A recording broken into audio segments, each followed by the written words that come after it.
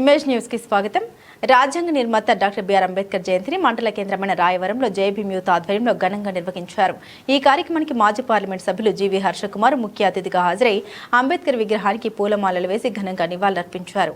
అనంతరం పలు అంశాలపై మాట్లాడారు. జయంతోత్సవాల్లో ఎంపీపీ నౌడు వెంకటరమణ, గ్రామ అభివృద్ధి కమిటీ చైర్మన్ ఉండవల్లి రాంబాబు, మాజీ సర్పంచులు చంద్రమల్లి రామకృష్ణ, పాలింగి చిన్నబాబు, వైసీపీ సీనియర్ నాయకులు తెత్తల సుబ్బరామిరెడ్డి, మంత్రి అచ్యుత రామరాజు, ఎంపీటీసీలు పులిమాటి సుధాకర్, గంటి రోజా, జేబీఎం యూత్ సభ్యులు పాల్గొన్నారు.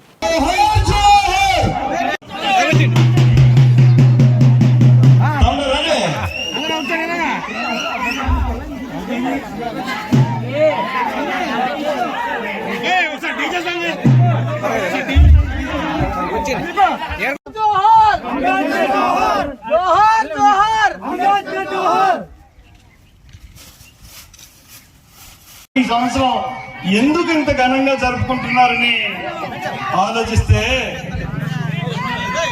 దీనికి తార్కాణం ఈ మధ్యకాలంలో దళితుల మీద, దళిత క్రైస్తవుల మీద కొంతమంది మతోన్మాదులు, కొంతమంది కులోన్మాదులు మాట్లాడిన మాటలు. ఆ మాటల వల్ల ఈ రోజున ప్రతి గ్రామంలోనూ చైతన్యం విరసిల్లింది, ప్రతి గ్రామంలోనూ పట్టుదల వచ్చింది.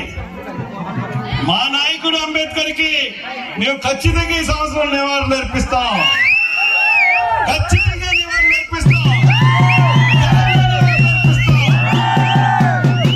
ఏం చేసామని మమ్మల్ని చట్టాల్ని మీ చేతుల్లో పెట్టుకుని చట్టాలని అమలు చేయకుండా ఒక చోట ఆకివీడనే దళితపేటలో 57 మంది మీద అటెంప్ట్ మర్డర్. ఒకటి చంపగలుగుతాడు కానీ 57 మంది ముగ్గురు మీద ఎలా చంపగలుగుతారండి? ఇది అన్యాయం, అక్రమని అందరికీ తెలిసిందే. అంటే ఒక గ్రామంలోనేమో బాగా వెళ్ళాడు, ఒక గ్రామం గన్నవరం దగ్గర పందిళ్ళపల్లి, కుందాలపల్లి, అక్కడ ఏకంగా రోడ్డు మీద శవాన్ని తీసుకెళ్ళడానికి వెళ్ళేది పొలాల నుంచి పట్టుకెళ్ళమంటున్నారు. అంటే ఈ భారతదేశంలో మనకి సమాన హక్కులు లేవా? సమానత్వం లేదా? ఎంతకాలం మీ కింద ఉండాలని అనుకుంటున్నారు మీరు?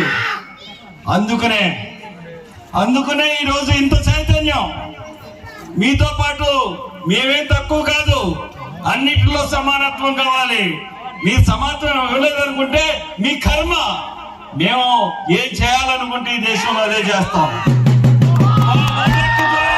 ప్రభుత్వాన్ని కూల్చేయగలం, ప్రభుత్వాన్ని ఎన్నుకోగలం. కాబట్టి దృష్టిలో పెట్టుకోవాలని ఈ సందర్భంగా తెలియజేస్తూ, ఎంతో ప్రేమతో పొద్దున్నుంచి నా గురించి ఉన్నారు. మీ అందరికీ కూడా హృదయపూర్వక కృతజ్ఞతలు తెలుపుకుంటూ జై భీమ్.